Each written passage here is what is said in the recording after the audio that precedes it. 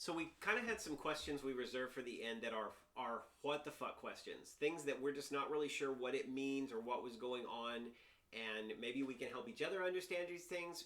You out there in the audience, please, please, please respond, comment, or send me a message or something to let me know things I can share that are your what the fuck moments, or if you have any thought about our what the fuck questions. So my first one, the Joseph, the Sancta Joseph Ora Pro Nobis, that amulet. Why is that associated? He seems to know Pazuzu's on the way again when he sees that. What do you have any insight on that from the book or anything? It's I think because they are Jesuits, they are the Society of Joseph, one of the St. Josephs, if I'm remembering correctly. Or are they the society? Is it the Society of Jesus? I think it's the Society of Jesus. But like one of their main I feel like one of the main saints in either the Rite of Exorcism. Oh. Because at the beginning of the Exorcism, they just list all of these saints. They call upon all these various saints. One of them is Saint Joseph. Okay. Or like, he might be one of the patrons of the school or of Marin. Okay. And I think also it's just because, you know, they're doing this archaeological dig in northern Iraq where they're expecting to see like Mesopotamian, Assyrian deities, right, and then a Christian. Like, and they say this is not from the period like of the rest of the dig. Right. Yeah. So like, there's this idea of like, you know, maybe like this crossing of religions where like modern Christianity meets this more ancient Assyrian. Yeah, and the Abrahamic religions are all from that general area, right? Yeah. Okay. Okay, I'll go on to the next one then. My next one was, we have the I don't know if she's like a housekeeper or something, but she's downstairs. She's listening to the radio, and they're talking about something about. Oh gosh, do you guys remember? Let me see if I've got it in my notes. I remember thinking, I don't know why the message on the radio is saying what it's saying to her, and I thought it was something about like, you can get out but you'll never be able to go back, right? And that confused me because we didn't really see her character Hotel develop. California song? I can't remember. I don't remember that song being in the movie.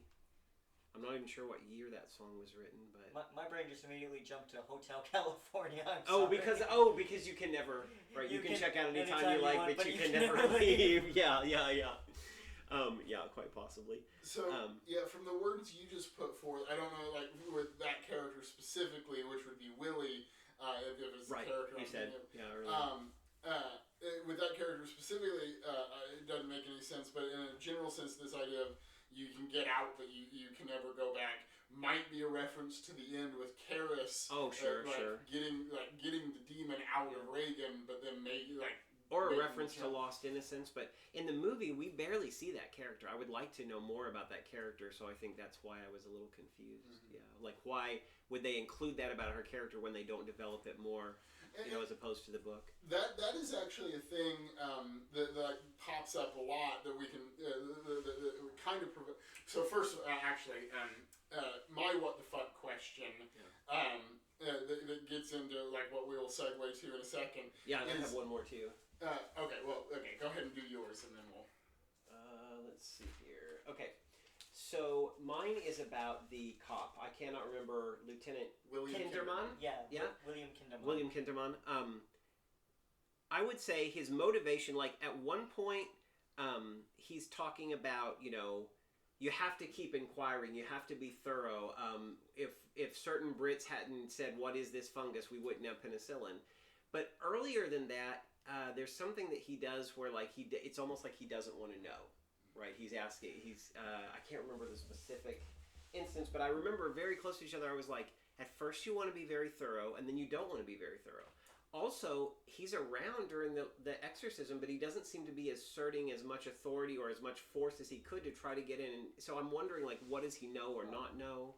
Do you guys have any thoughts? He wasn't around during the exorcism in the book. Okay, I can't remember. I thought they see him. He's not in the house, but outside the door. Yeah, in the movie, he knocks on the door right as Karis is about to jump out the window. And so, a lot and you would think at that moment a cop would be trying to break the door down or calling for backup, but he doesn't seem to be motivated to. Right. And a lot of the problem with that is the Kinderman and movie Kinderman. Book Kinderman makes a lot of sense in a lot of his motivations. His not wanting to know is completely a ruse. He's putting on this persona of this detached, I'm just here on, business. Yeah. Oh, kind of when he asked for the autograph for his daughter and then says he lied or something. Yeah. Okay. That actually endears him to Chris. It does? Yeah, because people usually tell her that and then it's for them, but he actually is one of the few people to tell her the truth and say, it's for me. Okay. And in the book, because him and Chris only talk once in the movie. In the book, they talk multiple times. And the very first time that Kinderman meets with Chris, he just actively lies to her. He says, "I don't think Burke Dennings was murdered. I'm just here on routine. This is all." He keeps reinforcing that this is routine.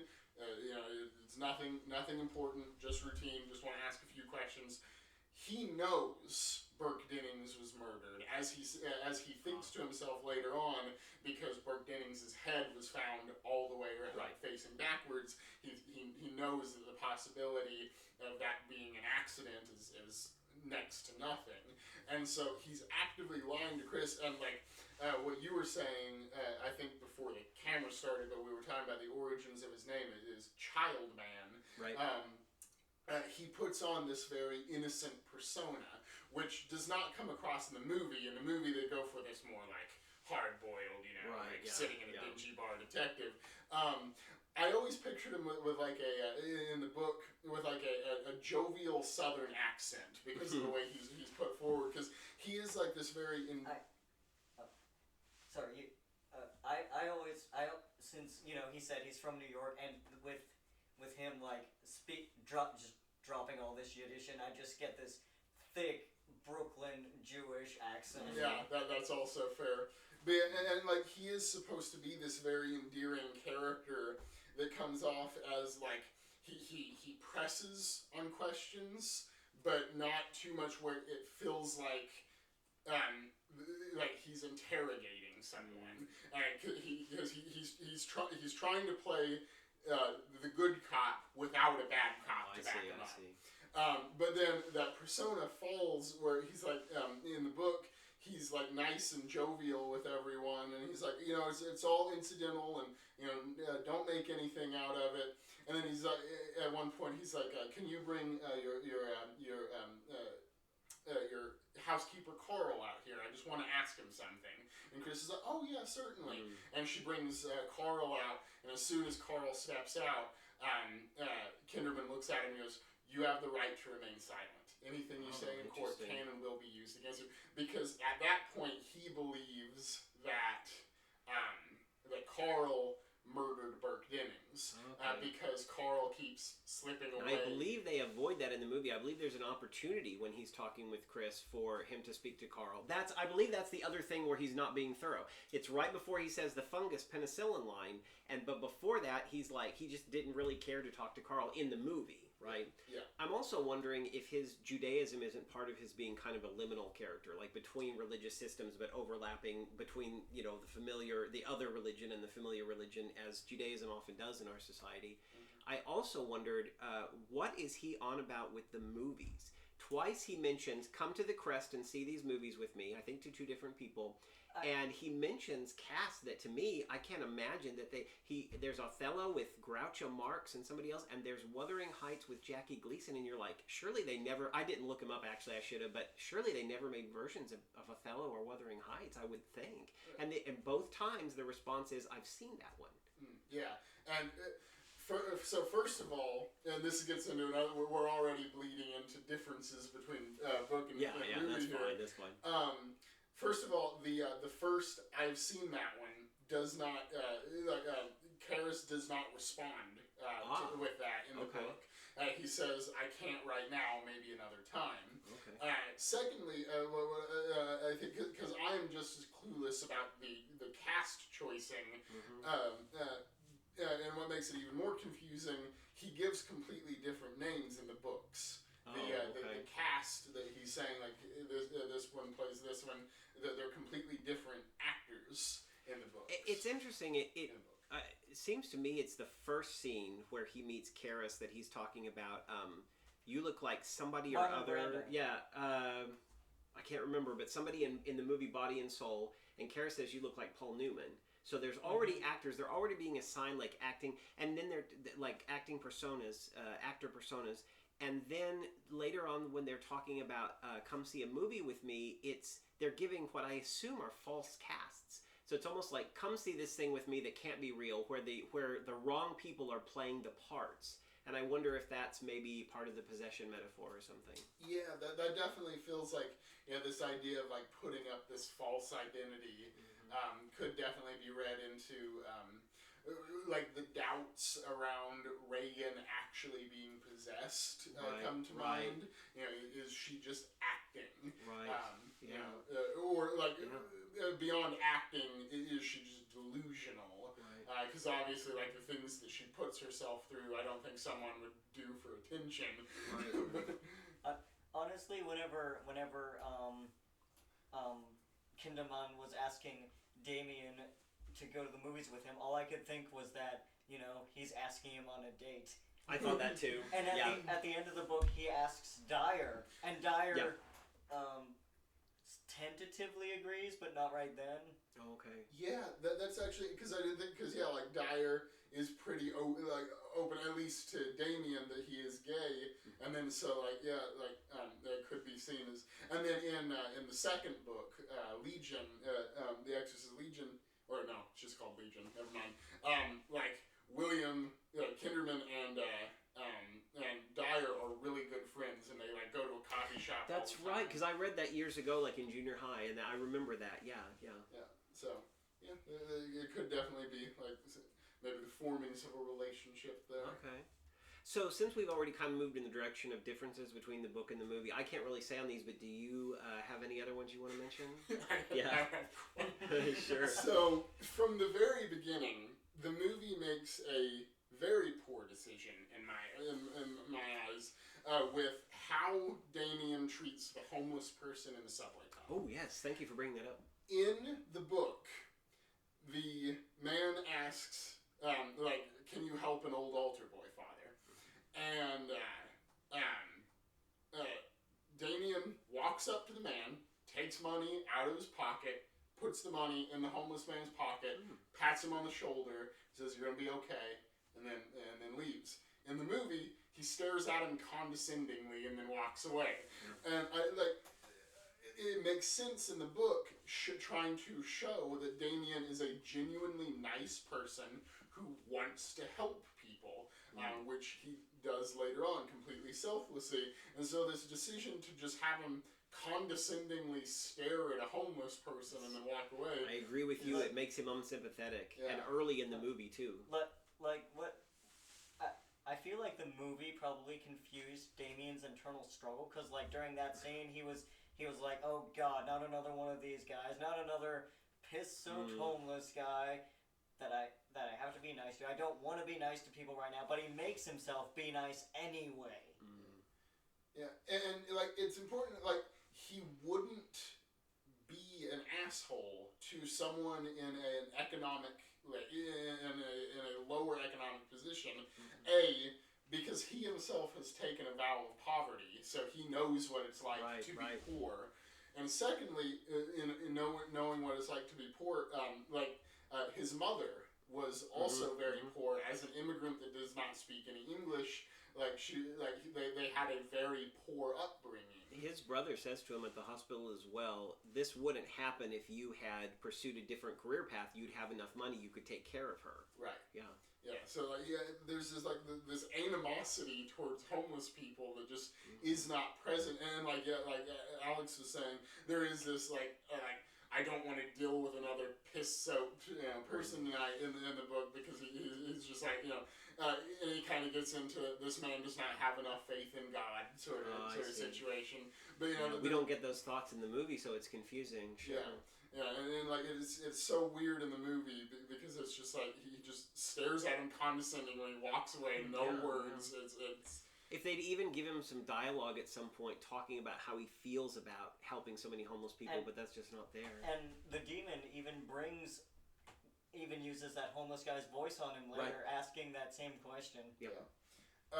And then the entire subplot with Carl and his daughter was omitted from the movie, which, like, I see why the movie made the decision, but I think the subplot is really good in the book, and because it furthers the theme.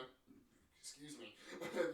furthers this theme of watching someone you love go through something horrible and not being able to do anything to stop it. You know, in this case, it is a drug addiction with his daughter instead of a demonic possession.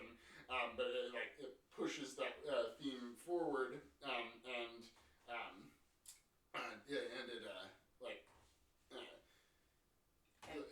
it also shows why Carl was so invested in helping take care of Reagan, because he knows what it's like. Yes. And then the movie makes two puzzling decisions by including two things. First of all, there's the inclusion of the bird, and then there's the inclusion of Carl going so early to get the rat traps. These make sense in the context of the book.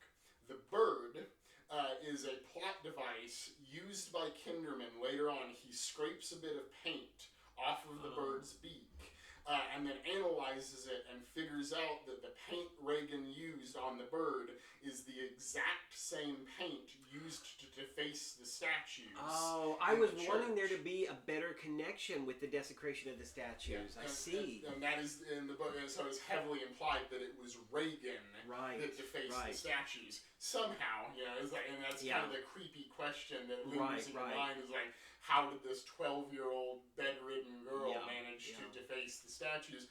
But so the bird is a plot device to connect those elements of the story.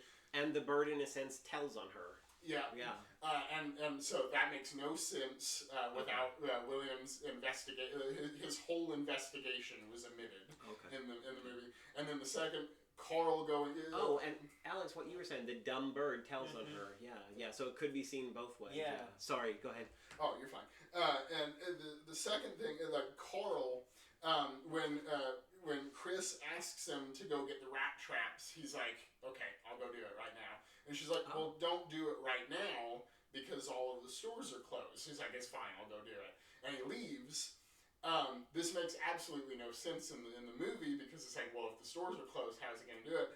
If you include the Carl's daughter subplot, it makes sense why he left so early, because he's going to go see his daughter. Oh, I see. But so that's just a throwaway line in the movie that in the book is used to... What it feels like, because both of those things are planted very early on, what it feels like is the scriptwriter, which was William Peter Blatty, the author of the book, wanted those elements in the movie to begin with, but then cut them later and then forgot to take them out of them. Yeah, that makes sense. Because normally, if you cut a subplot, you cut all, everywhere that it appears. You don't leave a couple of things in, but sometimes you have to dump things or change things as you're filming, so that makes sense. Yeah. And then I think the final big change that is like my biggest what the fuck question, because I got like a lot to read into this, is the difference in the demon's reaction to Marin dying. Yes. In the movie, when the demons, when Karis discovers the dead body of Marin lying on the floor, the demon is silent for a minute and then starts giggling, leading Karis to pile drive a 12-year-old girl on the ground. But like the demon is like giddy and happy, like that Marin is dead. In the book, the demon is absolutely pissed that Marin did. Like walking up the stairs, Karis hears. Oh, I just thought of another difference that I'll get to in a second. Walking up the stairs, Karis hears like the demon screaming.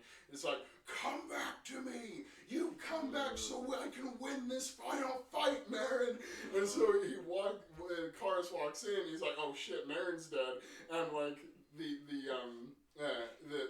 demon is like, you old son of a bitch! And that's when in the book the demon calls Marin a homosexual because he died. And they love each other in a sense because of that too. And the next thing the demon says when he realizes that Karis has just come in the room, he's like, Karis, heal him! Bring him back! You can do that, can't you? Fix him! But then what's weird is that Karis in the book, he sees that Marin is dead, and he turns to the demon and he says, "You killed him, you coward. You saw that you were losing, and so you killed him." Which, like, if the demon killed Marin, then why would he be so mad that Marin is dead? Right. And it feels like such an anime moment where like a demon should just be curdling Marin and be like, "No, I was supposed to kill you. Come back to me." Yeah. Mm-hmm. And then another big difference from the book to the movie is what leads Karis to make the final sacrifice decision that he does, and like what gives him that resolve. In the movie, he's having and both scenes are emotional. I think the book is more emotional, but the movie, Karis is sitting downstairs as they're performing the exorcism, and Chris looks at him, desperation in her eyes, and she says, "Is my daughter going to die?" And Karis just sits there for a minute, and then he looks at her, not with this look, like, at first, like, he doesn't know, but then you can watch in the movie that kind of uncertainty turn to, determination, as he says, "No." And that's when he gets up, he goes in there, and all that happens. In the book, and I'm going to try to get through this without getting too emotional. In the book, he's looking through a photo album, and he's looking at old pictures of Reagan and what she used to be like, and then he turns the page, and Reagan has written a poem for her mom that says something along the lines of, "If I could take all of the sunshine and all of the rainbows, then I would have the tools to make a sculpture of you. Happy Mother's Day." Wow, oh my gosh. And he reads this, and it hits him as hard as it hit me. When I read that poem, I broke down crying for a minute. And then he stands up, and he slowly starts making his way up the stairs, and he's repeating the poem to himself. Oh, why couldn't they have left that in? That would be so powerful. Wow. And it's just like, in that moment, he's like, this girl is so innocent, and she brings so much creativity to the world, and it is so wrong and cruel what the demon has done to her. And it's in that moment that he decides, this is enough. It's not happening anymore. Jump out of the window. And the last thing that Sharon and Chris hear from downstairs is Karis. It's almost like he's got the demon by the shoulders, like, "No, you're not going to hurt them anymore," and just throws him. And with that poem, it's so much more clear that his motivation is pure, whereas you don't know in the movie for sure. Wow, yeah. So any other differences, book and movie? I can't think of any major ones. Alex, did you want anything added about the series? The series? The series, the first season is the one that ties most solidly into the Exorcist movie, in that it follows up with Reagan as an adult. Does it follow from the first movie or from the others in the series? I would say more the first movie. I've seen the second movie, not so much that one. Okay. The third one, the third one was like the third movie was based on the second book. That's the one that was based on Legion. So it not so much the second movie, but more the first one. Okay. Where you know, it shows flashbacks to her as a kid and stuff, and like, you know, being so like, Chris apparently goes on to write a book about her daughter's experiences. And, like, the TV interview guy asks her, you know, do you think this will follow you around for the rest of your life? And Reagan's like, what do you mean? And the TV announcer's like, what? Well, don't you think, you know, you might end up in college and people will go, look, that's the possession girl.